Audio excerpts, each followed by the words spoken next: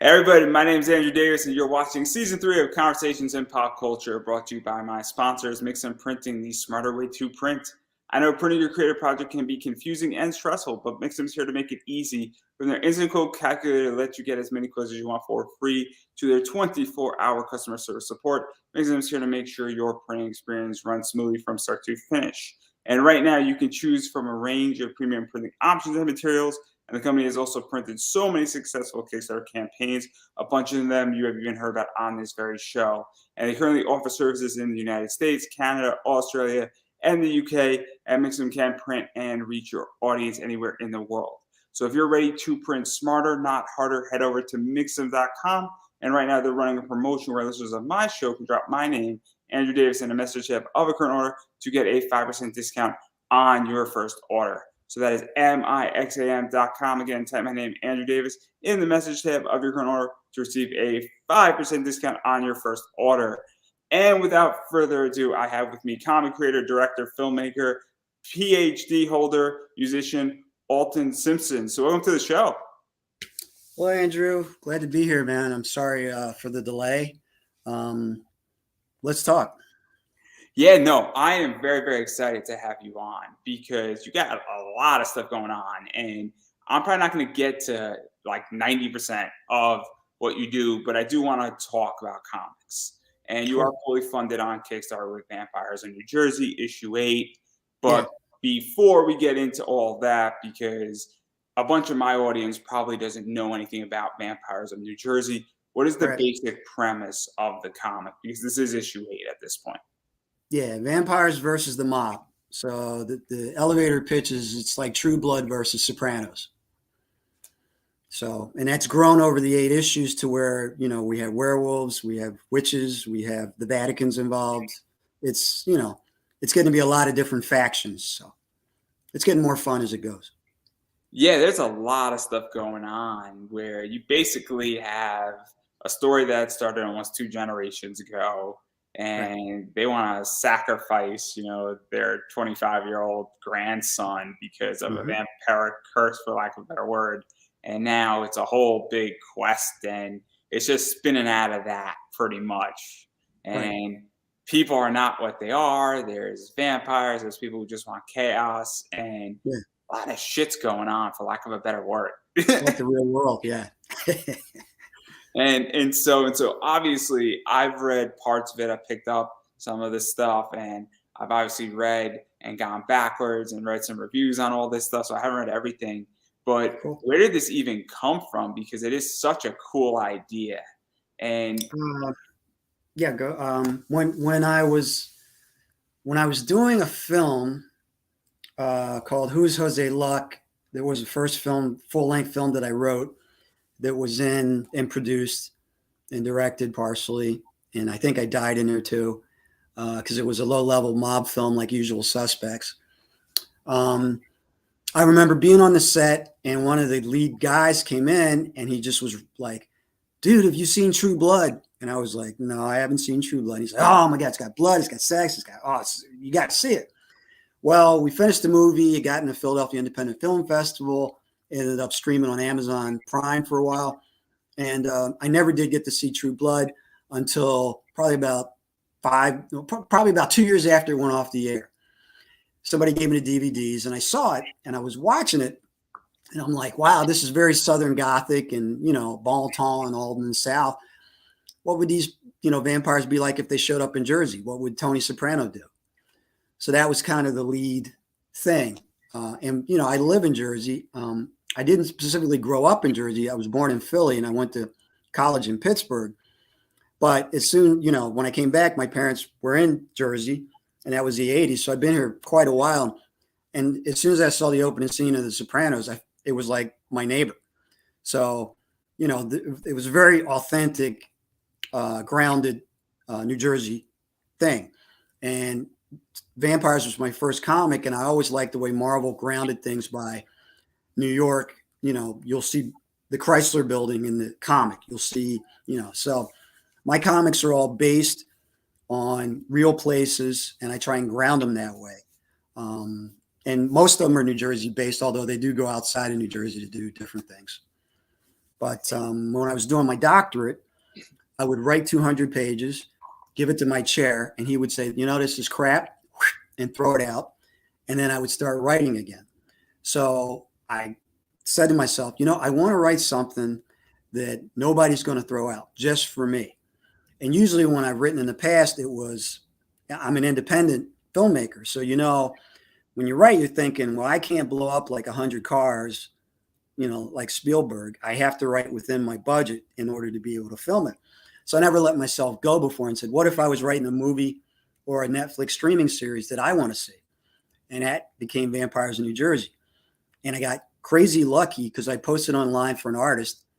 And my wife, who doesn't read comics, she's like, look, I don't know comic books, but pick a great artist. Don't pick a sucky artist. Like, if you really believe in this, get somebody great. So she saw an artist. She liked him. He was a little more than everybody else, but she was like, that is good. So I ended up not knowing who he was, but his name's Mahathir Bhuang, and he drew Silver Surfer for Marvel in the early 2000s. And then he also drew some Walking Dead at the same time. So he actually did the initial layouts and work with me on original characters for Vampires in New Jersey. And that was the basis. And then once I finished the comic, I took it to my local store here in Mount Holly, New Jersey, Ron's Comic World. And I said, Ron, what do you think? And he said, well, the paper's good. Why don't I stick it stick it up here and we'll see. And I was like, okay. And then the next day, a friend of mine texted me and he goes, dude, I went to get your comic and it's sold out. And I was like, really? He's like, yeah, it's gone. I was like, nothing there. So that was about 4 or 5 years ago. It's sold out at every store it's been in. It's been in 25 stores in the kind of the tri-state area from Philly up to almost New York. Sold out at Jay and Silent Bob's, Secret Stash, every issue 6 times, according to Mike. I didn't know. I was like, I actually went up to thank Kevin Smith for even putting it in there because his attitude, and Mike, I forget Mike's last name, but he was in comic Zapchick. He was in Comic Book Men, which I never saw, but I knew it was like a thing. And when I met him, he just goes, look, Kevin loves independent people. We're going to put your book right up front here with DC and Marvel. And then I checked with him a month later, and he was like, because you're kind of afraid to check when you're indie because you're like, well, I don't have barcodes or anything. I don't know. They're going to tell me, dude, I had to throw your comic in the trash or something because people hated it. So you're always thinking worst case scenario. So it was like, hey, Mike, I just called, to see how you're doing. He's like, dude, your comic sold out. You got something. So, I've been lucky with my books. So let's talk a little bit about this because obviously you've taken a very different approach where you've actually done the indie because the first few issues were not Kickstarted. No, actually, Kickstarter was, I think, my 6th issue. So I had done 5 issues. And I also have spinoffs. So I have Blackjack, who's a superhero whose powers change without his control. It's like X-Files meets Unbreakable. And I have Werewolves of Brooklyn, which is a biker crew from Brooklyn that you can hire to do anything. They just happen to be werewolves. And that's like Sons of Anarchy meets The Howling.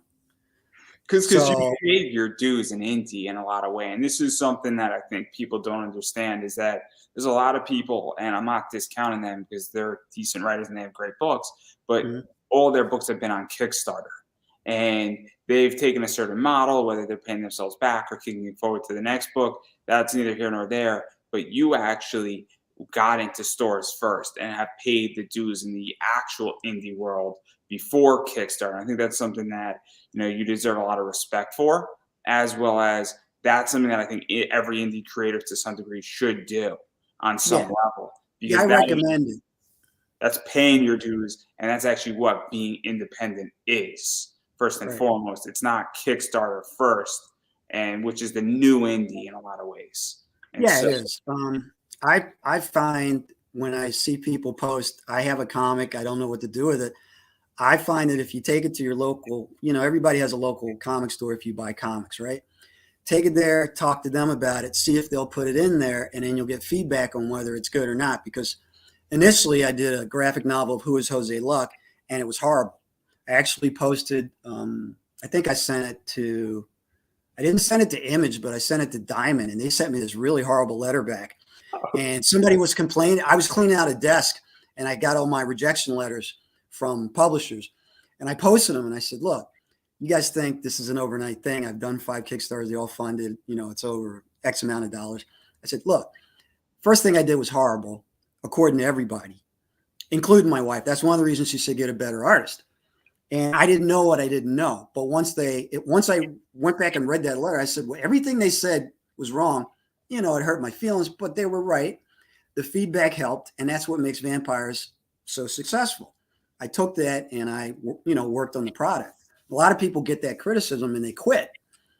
And you really shouldn't. You should take it and say, well, maybe I can do something better.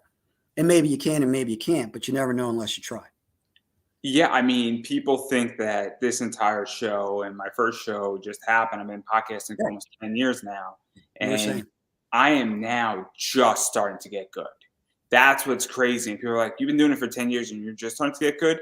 And I'm like, yeah, because I don't know what I knew legitimately 8 years ago that I know today. And I don't know how to explain it to somebody, but when I charge to consult and people are like, you're charging X amount of money, I'm like, because I legitimately can save you 8 years of frustration in an hour. That's why I'm charging $50 for podcasting consulting. And I legitimately can save people 8 years of frustration. And that's something that people don't get. And people attack me for it. I'm like, okay, fine. If 8 years of your life is worth $50, you know what? You're right, is my solution. But that's kind of crazy. But I do want to talk about the issue a little bit, because issue 7 and issue 8, now everything is coming to a head.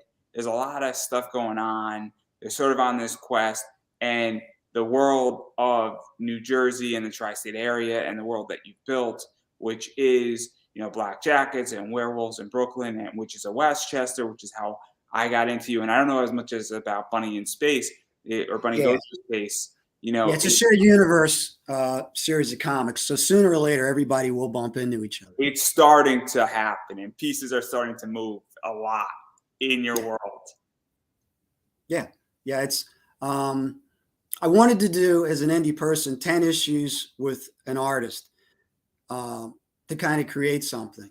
And when I was a kid, I loved like certain comics and I liked certain artists with that comic. And I always felt like, to me, when they changed artists, like it changed the comic and it lost something to me. So I'm trying to do like a solid block of 10 issues with vampires with Connor Cole, who's the interior artist. And I'd like to do that for each one of my titles and mix them together after they're established. So with this, I wrote 4 issues, which will probably be the last 4 issues of this volume. All roads lead to Jersey. So basically the big bad is the disciples of Vlad, who are descendants of the original vampire. And my guy, is it over that shoulder, this shoulder, that shoulder? Cass, he is heir to the throne if he can survive. I think it's 10 duos of ninja killer vampires from around the world. So one's from China, one's from Africa, just to bring everything in. But I named it All Roads Lead to Jersey because they're all coming here to get him. And him and his comrades have to battle him. So yeah, it's getting bigger and better. Probably the last issue. I thought it would be the 10th issue, but the way Connor's drawing it, it looks like it'll probably go up to 11 issues. Because I hand it off to him, and it comes out the way it comes out. And so far, everybody's very excited the way it's come out. I mean, they're just like, this is, this art is really like different, which is one of the reasons I work with him. And nobody knows him. I mean, when I met Kevin Smith, he looks at the interior and he's just like, dude, who's drawing your interiors? And I'm like, he's like my secret weapon, Kevin, because nobody knows him. He works on the West Coast. He has a full-time job with a famous mouse house, and I'm his side gig. And yeah, exactly. I'm his side gig, and I'm lucky, to work with him. And we have a great, after 8 issues, it's kind of like I write it and he sees it. And he, after the first one or the second one, he's like, what do you want me to change? And I'm like, I don't know even what to say to you, because once something's selling out and people like the artwork, that's it. I mean, what else do you want? So, because to even go into that, because I'm obviously working on a project that, the interior art is, I already know how that's going to be taken care of, but I am looking for the next generation of cover artists. And so I am looking at and finding people, and I've already started compiling a list of people who nobody knows who they are, but their artwork is off the chart. And I know the Right. second that I drop it, I'm going to sell out of 150 covers with certain people immediately. And Yeah. so I'm smart enough that I'm looking for secret weapons, and I'm looking for the next generation now, but is already established that everybody's going to want in 5 years. Because if I don't find them, somebody else will. And so, what is Yeah. that like for you? That you found somebody who, after you're done with Vampires in New Jersey, that person is going to be able to pick whatever project they want to be on, and people are going to want, Connor on their Yeah. books, and he's Yeah. going to have a choice. Yeah. It's kind of weird because he's, he draws with me for fun, basically, because I just hand it to him and he does whatever he does at this point. So I don't know if, him working with somebody else would be comfortable for him, because I don't even put a time limit on it. I mean, this comic should have been done probably last summer, but But it's wouldn't so that ruin it though? Wouldn't that ruin how it's coming out if you put that's time? the thing. Do you want something half baked and rushed, or do you want the guy to do what he does? And I have the luxury with these other titles that I can put them out and people really like them. I mean, Bunny was kind of a fluke. I mean, I came up with the character, I guess it's been a year and a half ago, towards the end of the first year of COVID, I guess 2020. And I was like, I want to do something different. I want to do like a space, like opera, like comedy, sexy, adult-oriented comic. And I was like, I like the character to be like Harley Quinn meets Barbarella, and just have fun with it. And I said that to the artists that I work with, and they were like, we love this. We love that idea. I watched a lot of sci-fi stuff in the 70s that was retro 60s. It was supposed to be the future, but it looks archaic. So it's kind of like a retro futuristic look to it. And that exploded on Kickstarter and created, I wanted to test the character to see if people would even like me to do a first issue. So it was just a big experiment, and it blew up. So, when I'm working with that, that's giving me other things to do besides vampires. But the mainstay with Connor, I mean, I would do that, forever if he was willing to do it forever.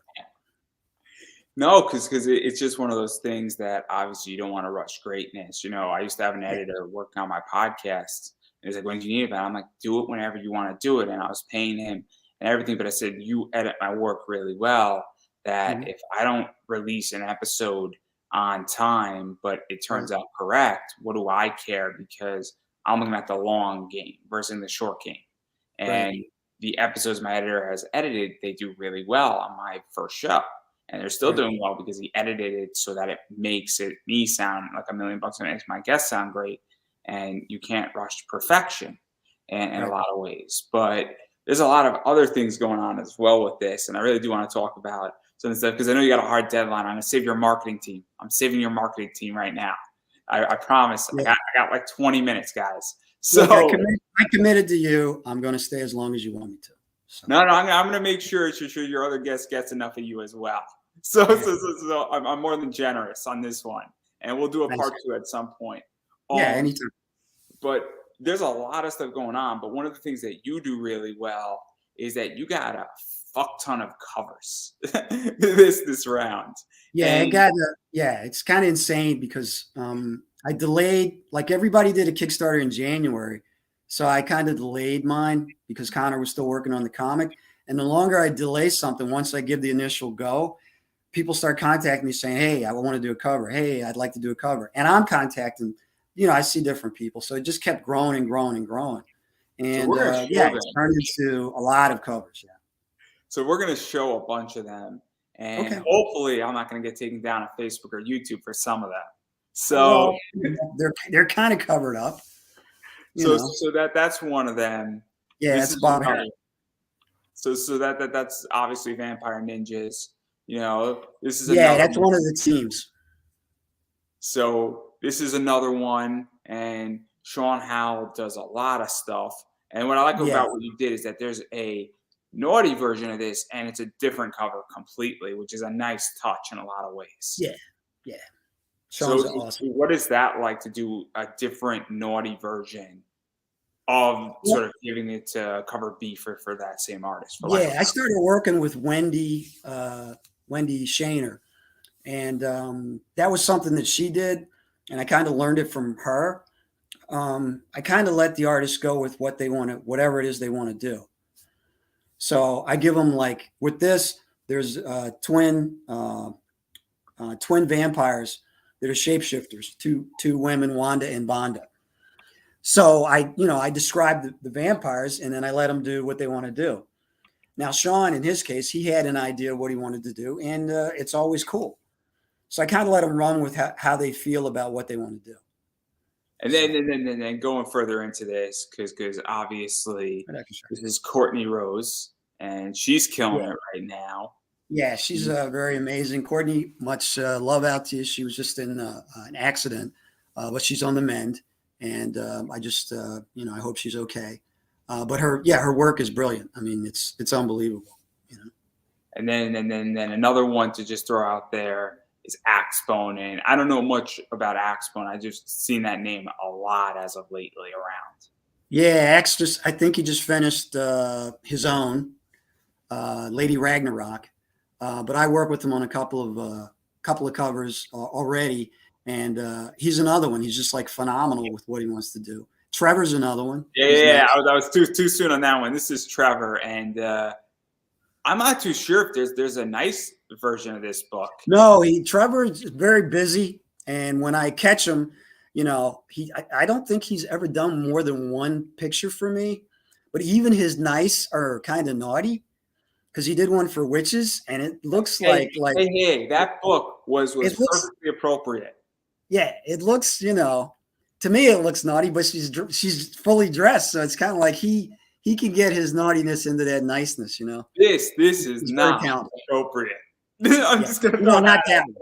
Yeah, that one definitely just went straight naughty. But I usually get at least one cover from Trevor if I'm lucky. He's a busy guy.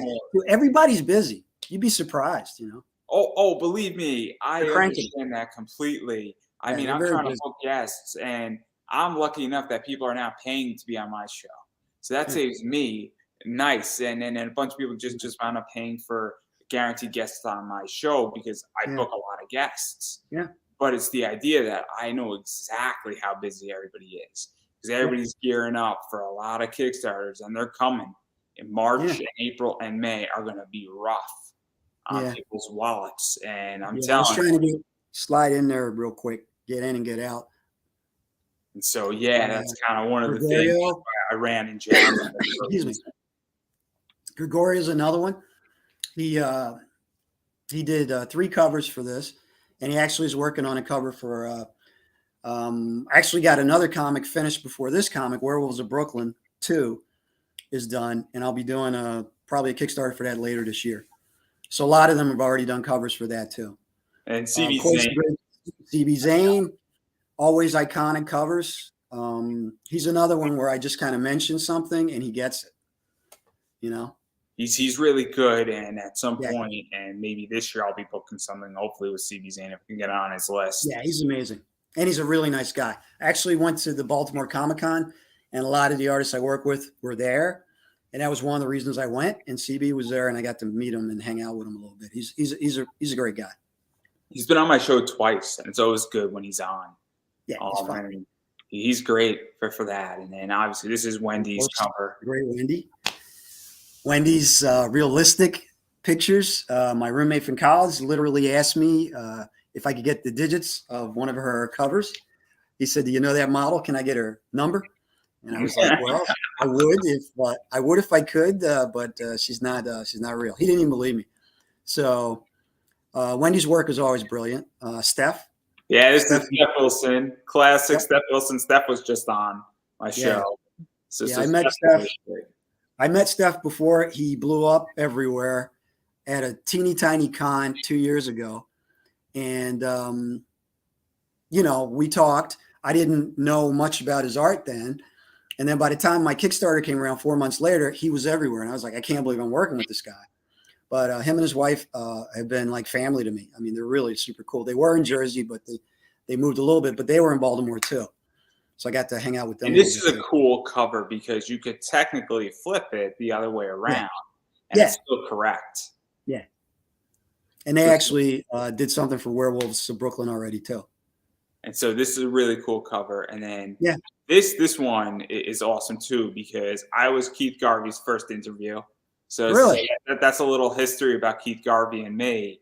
And I just had the audacity to ask him for an interview way back. I can't believe he works with me. Yeah, he's kind of elusive, but I just like email him. Like, you have to know how to communicate with people the way they like to be communicated with. I always think people are on, they're on Facebook and it's easy to, instant message. With him, it was email. So I emailed him, we talked and discussed it. Now it's just like, Al, what's your project? What do you want? Psh, boom, pop, pop. It comes right out, so he's another great one I'm lucky to work with. Yeah, he's great. And I have to figure out when I'm getting him back on my show. It's been playing email tag, unfortunately. And then this is cool too. And this is Greg Bo Watson, and he's just classic. Yeah. I saw something by Greg Bo, and I just immediately contacted him. And Gwen actually had mentioned him to me before because she did some coloring for CB. And she asked to work on the next Bunny project because she really liked the character. So we'll be working together a lot. And then I'm missing a few, and I'm not going to show every foil, every news. There's a bunch. Yeah, they're on the Kickstarter. People want to see them, they can just go up there. But I do want to talk about this side of things because you take a model approach. This is a whole different ball game now. Well, I worked with Kara Nicole the first time, and I never thought anybody interpreting a character of mine, really said, like, tell me about this character. And Kara's more like an actress than she is a cosplay person because she really embodies whatever she does. I call her like a Bowie-ish type of person because she's like a chameleon. But after that experience, I started, saying, well, maybe I'll work with models. Then I saw Christy here on Instagram, and she's in Austria, and she had agreed to do it. And then COVID hit. And she actually was just recovering when she got me these pictures. But yeah, there's a good number of models out there, and they're not cosplay. I mean, this is how they dress. This is their lifestyle, which I like. It's very authentic, But so even talk about that because obviously we've all seen cosplay covers, and I know a lot of people book cosplay covers. I have a lot of people I interview and things of that nature that purposely go for cosplay covers because they do sell. But I haven't seen the model side of things. And obviously there's some model stuff with the, I guess trading cards in the Witches of Westchester. And that's sort of a different approach because it's a little bit different in that regard. And it also hits a different demographic to some degree. It's also saying, hey, I'm going to be very nice, but I'm a little sick of cosplayers on comic covers. Right. I want something a little different now. And this definitely taps that niche. Yeah, there's a good number of goth, for my vampire-ness, goth models all around the world. One of them's from France, one of them's from Austria. I worked with one last time in England. Baby Bat, I don't know where she's from, but she's amazing. And she's on these ladies are on Instagram, so anybody listening, go on there and follow them because they're brilliant. They really are, and they're very nice, Because I mean, and then she's also on Instagram, and then there's more. Oh yeah, well, she's a Jersey girl, and I bumped into her. I was introduced to her by a friend, and I've known her for years. She does many things, burlesque. She reads, does card readings. She does her own art. She's quite amazing, and her pictures came out great too. Yeah, no, it's definitely something very cool, and then. The other side that you've done is you've also done some cosplay. So obviously December Lace, everybody knows who December Lace is. I met December. Well, excuse me. We've talked back and forth for about a year. I met her in Baltimore too. So it was kind of like going to Baltimore. I got to see like 10 people that I've been talking to online for years. But I thought, even though I didn't know how the con was going to go, it went okay. But the key was I got to hang out with all those people, which was Yeah, fantastic. it's something that, I haven't been to a con in a long time. I don't know if Yeah. I'm ever going back. Yeah. And at this stage in the game, I have, and I'm not saying I've networked perfectly, but my network has like legitimately 10x in the last 3 years, I would say.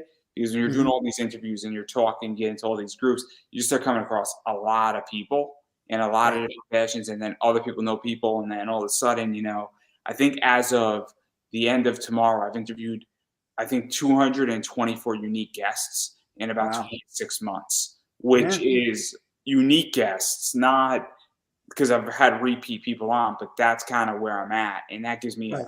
lot of access to a lot of different people. Right.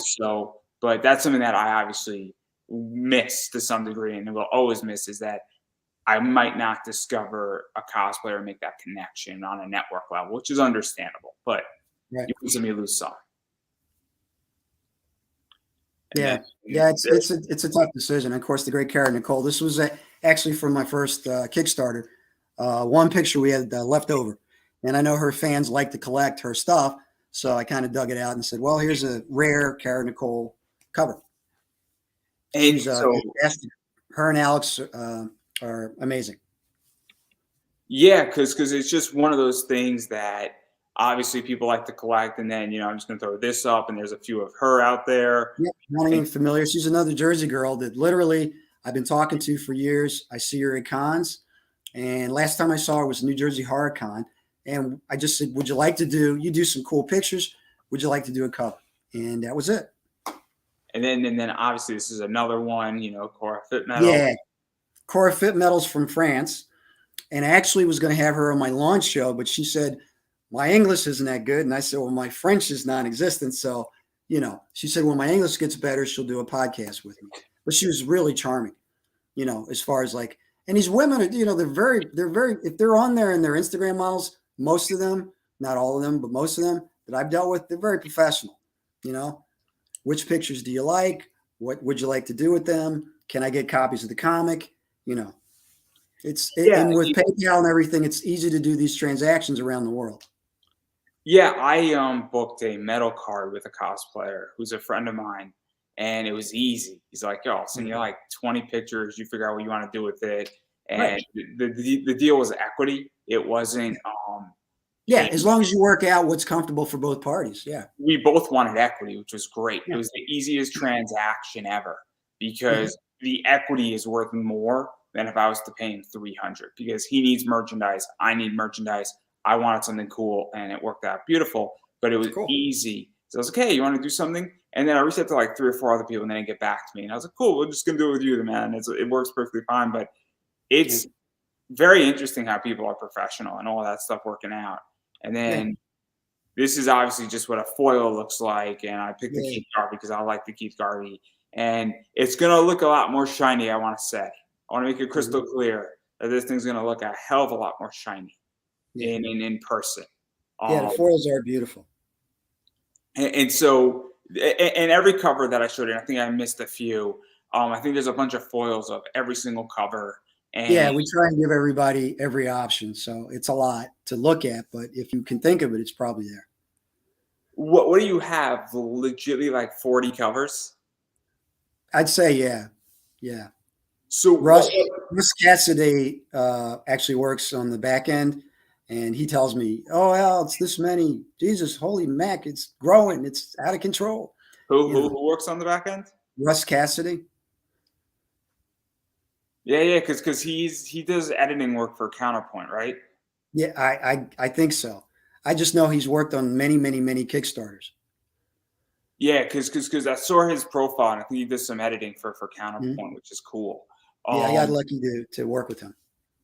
so yeah, but even going forward, what is that like? Because it does give, and obviously you're taking a break from not being in stores, but once you have all these covers, obviously you print them, you bring them to cons, and then how does that even all work? Having so Well, the covers, I don't offer Kickstarter covers except for Kickstarter. So unless you buy it through, like I have Indiegogo stores for Witches of Westchester on demand store and Bunny Goes to Space on demand store. But I really don't.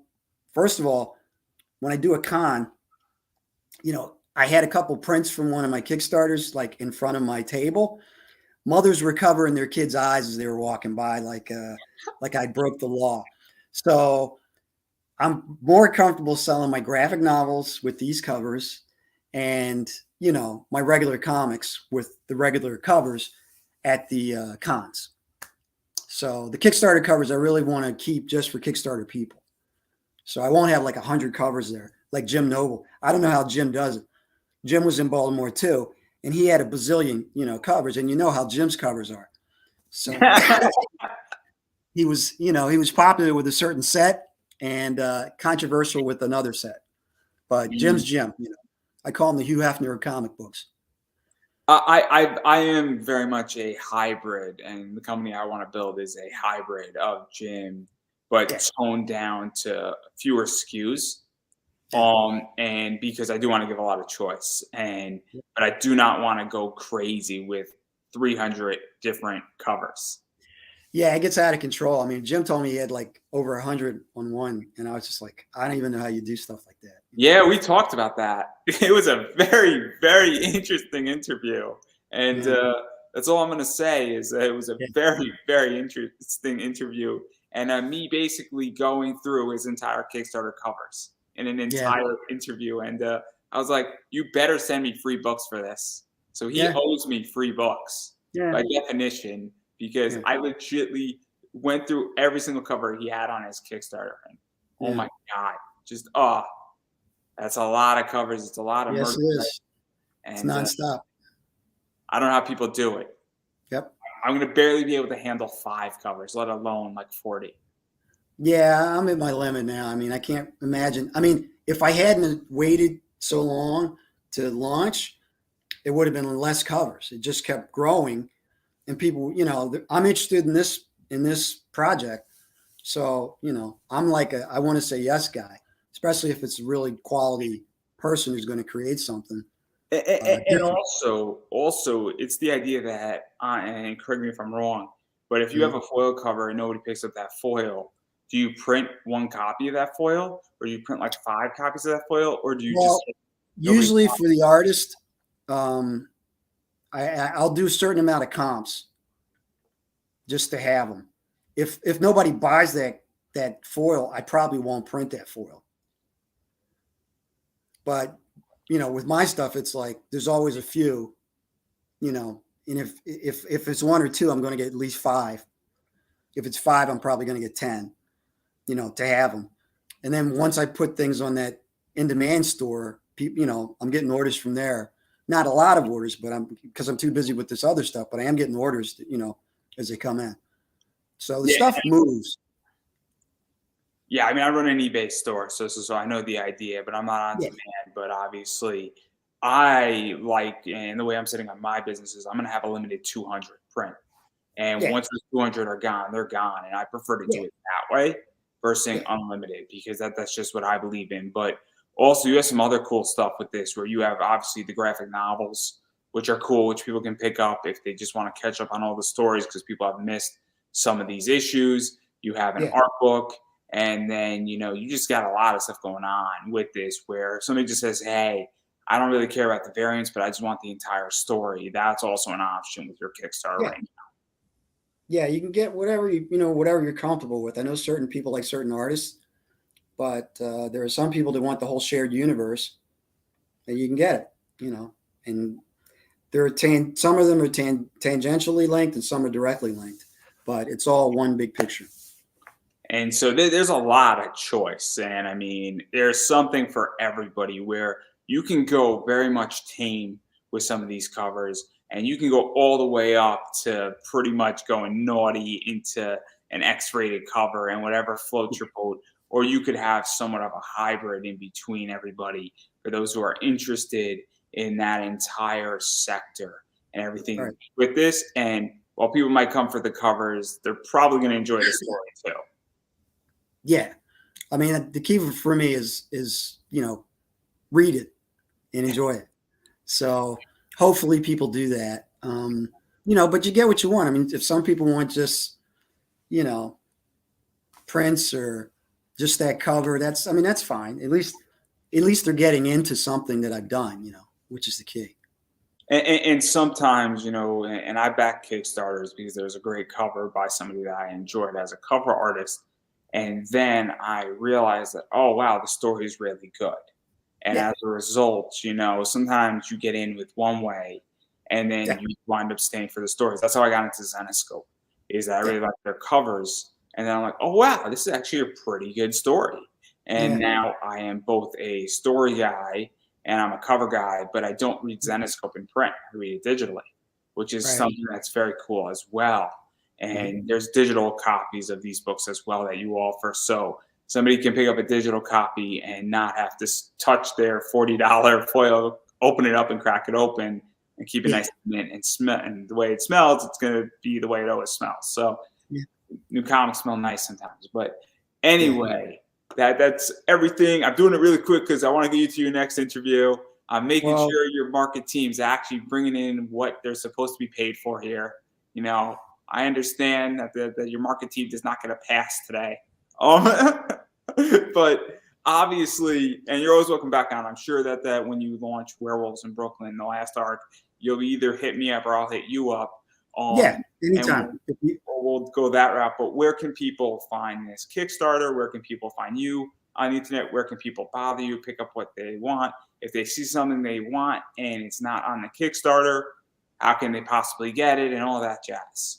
Yeah, well, I'm on Vampires of NJ on Instagram, and I have a Facebook Vampires of New Jersey page. And of course, I have the Kickstarter, Vampires of New Jersey #8, and the art book.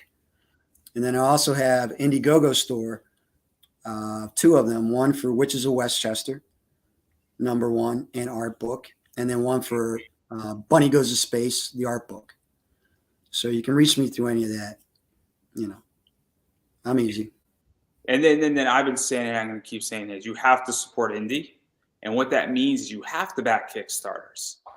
So obviously every dollar that's raised on a Kickstarter goes to making the book better, goes into producing the next book, goes into printing the book, goes into, stretch goals, new cover artists, all that stuff. And Yep. it really matters. Furthermore, I get it, money's tight. And if money's tight in your world, I've been there, everybody's been there, and you can't back a project, you can still share out that project. You could share it out into Facebook groups, Twitter, Instagram. You could TikTok about it. You could just tell your friends, send them a link to the Kickstarter. It goes a long way because that stuff matters. And it is important in today's age to do both, but at least do one, because both those things do help to get projects funded. And even if a project is funded, the more money that's thrown at that project, the further that project goes, and it goes for the next round too. And so keep that in mind when you push that out there. So that's something that is massively important. And as far as I'm concerned about me, obviously I'm independent too. I just successfully funded on Kickstarter, but I always need money, and there's a million ways how you can support me. I have a Redbubble shop that you can buy my t-shirt on. You can check out my eBay store where I have some cool stuff from the Kickstarter, from some merchandise that did not fully sell. That's a cool metal card. Or better yet, what I really appreciate is when people share out my interviews and actually say, hey, let me share this out into a Facebook group. Let me actually like your Facebook page. Let me subscribe on YouTube, which is Pop Anime Comics, because that stuff does matter to me just as much. Or better yet, use my sponsor codes to print your comic books. Or if you have comic supplies, BCW Supplies is a sponsor of mine. Pop Anime Comics, 10% off your entire order. And that stuff does matter when you're buying comic supplies and if you're buying a lot of it. So those are ways how to support me and any other sponsors I have. And so on that note, I'm going to give you the final word. Well, thanks for having me on. I'll come back anytime you want to just talk. You're welcome. I'm always working on something. So, not just when I'm doing a Kickstarter, but anytime you want to talk, about the industry or what's going on or anything like that, just give me a call. Oh, I will absolutely, and I will get you in on your next Kickstarter. Whenever it launches, I am sure that I will fit you in somehow, somewhere, and we'll make it work, and I look forward to it. And on that note, I believe this is a wrap, everybody. Thank you, Andrew.